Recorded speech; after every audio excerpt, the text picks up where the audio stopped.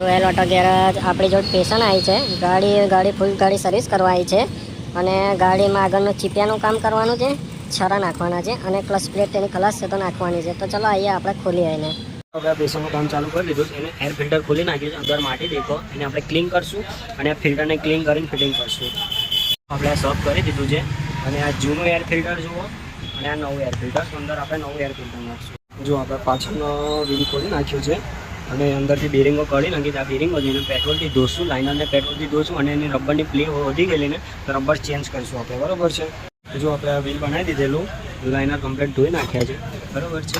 અને આ drum rubber આપણે નવા નાખશું અને આ બેરિંગો જો ફિટિંગ થઈ ગઈ ગ્રીસ મારી. જો આપણે આ ક્લચ વાયર ખોલી નાખ્યો છે અને આ બ્રેક વાયર છે એને પેટ્રોલથી આપણે ઓઇલિંગ કરશું, કમ્પ્લીટ ફ્રી કરશું પછી એને ફિટિંગ કરશું. એટલે ક્લચ જે છે ને એ સ્મૂથ આવી જાય, બ્રેક બી સ્મૂથ થઈ જશે. જો આપણે આગળનો બી વ્હીલ ખોલી નાખ્યો છે. આ બેરિંગની અલગ જો એને પેટ્રોલથી જોઈને આપણે નવું ગ્રીસ ભરશું અને આ લાઇનર બરાબર છે બિલકુલ એ થઈ જાય. અને આ પ્લેટ એટલે એને આપણે પેટ્રોલથી બધું ધોઈને પછી ફિટિંગ કરશું. આ પેશનનો ચીપિયો ખોલી નાખ્યો છે. આ કટોરીની અલગ જુઓ, બરાબર છે, બિલકુલ ખલાસ થઈ ગઈ છે. અને આ નીચેવાળીની અલગ જુઓ સારા, બરાબર છે. એટલે આપણે એની મેં હવે નવી નાખશું. જો આ ચીપિયો આપણે ખોલેલો ને તો ચીપિયો ફિટિંગ થઈ ગયો છે, બરાબર, બિલકુલ એ સ્મૂથ થઈ ગયો છે, બરાબર છે.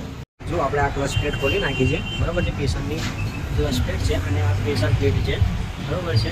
હવે એમાં આ બધું ધોઈને આપણે નવી સાથે ફિટિંગ કરશું. આ જો આપણે આ બધું વોશિંગ થઈ ગયું પેટ્રોલથી, બરાબર છે. આ બધું ધોવાઈ ગયું છે, હાઉસિંગને બધું બોલ્ટો બધું ધોવાઈ ગયું છે.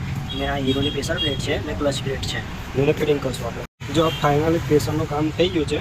ગાડીમાં ક્લચ પ્લેટનું એમ બધું ગાડી સર્વિસ કરીશ બધું થઈ ગયું છે, બરાબર છે. અને વોશિંગ બી થઈ ગઈ, સ્ટીયરિંગનું બી કામ થઈ ગયું છે.